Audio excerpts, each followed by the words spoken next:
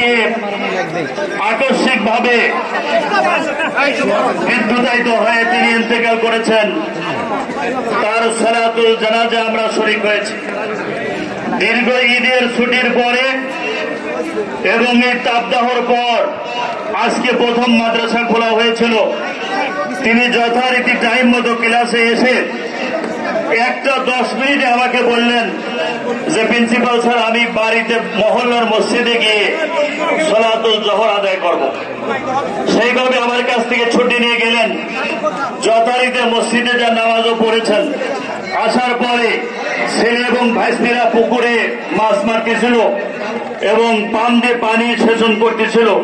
উনি সেখানে গিয়ে এই পাম্পটা আবার ধরেছেন, সাথে সাথেই বিদ্যুতায়িত হয়ে ওখানেই উনি মারা গিয়েছেন। তারপরেও ছেলে বাঁচা দিয়ে গিয়েছিল, আল্লাহ তাআলা তার জীবনকে হেফাজত করেছেন। এরপরে দ্রুত তাকে হাসপাতালে নেওয়া হয়। তারপরে সেখানে ডাক্তাররা তাকে মৃত্যু ঘোষণা করেন। সম্মানিত মুসল্লিয়ানে কেরাম, প্রচন্ড গরম, আমাদের আবহাওয়া সংকট, অক্সিজেনের অভাব, এ জাতীয় অনুষ্ঠানে অনেক সময় দুর্ঘটনা ঘটে থাকে। এজন্য আমরা অনুরোধ করছি যে যত উলামায়ে কেরাম এখানে এসেছেন, যত জনপ্রতিনিধি এসেছেন, রাজনৈতিক নেতৃবৃন্দ এসেছেন, বিভিন্ন দলীয় প্রধান যারা এসেছেন, আমরা সবার কাছে ক্ষমা চাচ্ছি। ওনার পরিবারের পক্ষ থেকে ওনার বড় ছেলে মাহবুবুর রহমান ইসলামী বিশ্ববিদ্যালয় মাস্টার্সে অধ্যয়নরত, সে বলেছেন যে সবাইকে বক্তৃতা না দিয়ে সংক্ষিপ্ত বক্তৃতা করে আমার আব্বার দাফন কাফন সম্পন্ন করার অনুরোধ করছি। আমরা আরেকটা বিষয় অনুরোধ করতে চাই। পাবনায় সারা দেশে আসন্ন উপজেলা পরিষদের নির্বাচন।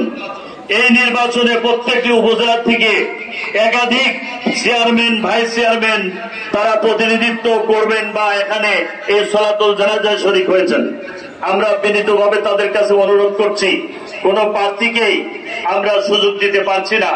যেহেতু ইনসাফের দাবি অনুযায়ী একজনকে যদি দেই তাহলে সকলকেই বক্তৃতা দেওয়ার দাবি রাখে।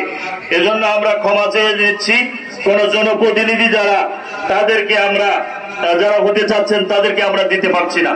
আমাদের এখানে আলেম ওলামাদের পক্ষ থেকে বক্তব্য দিবেন। তবে যেহেতু আমরা পৌরসভার মধ্যে, আমাদের পৌরসভার মেয়র সাহেব এখানে আছেন, উনি 1 মিনিট আমাদের সামনে সালাম বিনিময় করবেন।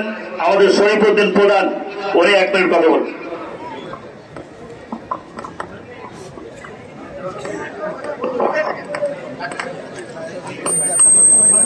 আমাদের শিক্ষা পরিবারের প্রধান, আমাদের জেলা শিক্ষা অফিসার জনাব রোস্তম আলী হেলালি স্যার যদি এসে থাকেন, আমরা মঞ্চে আহ্বান করছি, আপনি 1 মিনিট সালাম বিনিময় করবেন।